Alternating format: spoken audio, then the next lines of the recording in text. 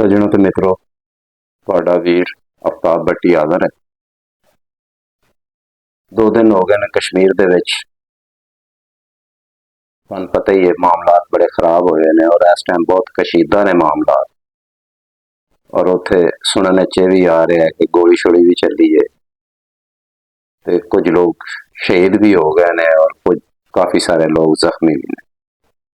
कश्मीर आए तकरीबन 38 मुतालबात ने टोटल, जिहड़े वो कह रहे हैं कि इन्हां ते अमल किया जाए, नहीं तो एहतजाज जारी रहेगा। एहतजाज आवाम का हक हुंदा है।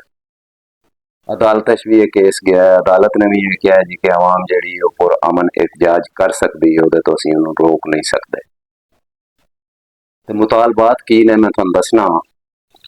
पहला मुतालबा तो उन्होंने यह है कि हुक्मरान अशराफिया जिहड़ा ना ये मराहत खत्म कीतियां जान और ये प्रोटोकॉल्स वगैरह खत्म किए जान। दूजा मुतालबा उन्होंने यह है जी कि मोबाइल फोन कंपनियां की जिहड़ी लूट मार है ना, ये खत्म की जाए। मुहाजरीन दी जिहड़ियां सीटां ने वो खत्म कीतियां जान। फ्री और यकसा तालीम दी जाए। शहीद अजहर दे भाई नूं नौकरी दी जाए। इंटरनेशनल एयरपोर्ट का क्याम किया जाए। लकड़ी की समगलिंग जिहड़ी है वो रोकथाम की जाए और ज़राअत का पानी दिता जाए, साफ पानी पीने वास्ते दिता जाए। आटे ते बिजली के उत्ते कानून साजी की जाए तो बैरूनी फोर्सेस जिहड़ियां ना वो साडे कोल ना आन। गल ये कि इस टाइम कश्मीर पूरी दुनिया तो कटिया है, वो सारे दाखली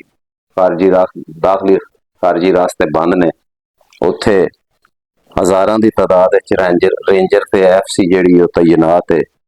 मुस्लिम कॉन्फ्रेंस जिहड़ी है एक रियासती जमात जिहड़ी हमेशा रियासती जमात रही है, कल उन्होंने भी फायरिंग की है। लेकिन टिक्कर ये चले ने जी कि एक्शन कमेटी वालियां ने यह सारा किया है, क्योंकि नैशनल मीडिया तुहानूं पता है इस तक सच बोलना नहीं। और ये उत्ते जो भी डॉन बहुत अच्छिया खबरां दिंदा सी, डॉन का एक म्यार सी, लेकिन डॉन भी जिहड़ा है इस टाइम उन्हें भी कहा है कि मैं अगर बोलांगा तो मेरा हो सकता चैनल ही बंद हो जाए। लिहाजा नैशनल मीडिया जिहड़ा है वो बिल्कुल ये खामोश है। तो बाकी सोशल मीडिया के उत्ते जिहड़े लोग बैठे ने वो कुछ हकैक दस रहे हैं। तो बाकी अगर कोई कश्मीरी भाई मेरे नाल अपनी उत्थों की इनफॉर्मेशन शेयर करना चाहता है तो मेरे नाल WhatsApp पर रबता कर सकता है। असीं इंशाअल्लाह उन्होंने इनफॉर्मेशन जिहड़ी होगी लोगों तक पहुँचावांगे। तो बाकी मेरी एक ही रिक्वेस्ट है कि कश्मीर जे जन्नत, तो जन्नत दे विच अग लाना वैसे भी जुर्म और जुल्म है। तो खुदा वास्ते इसनूं मेरे बदे हत्थां लो वेखो, इसनूं जन्नत रहन दिओ, इनूं जहन्नम ना बनाओ।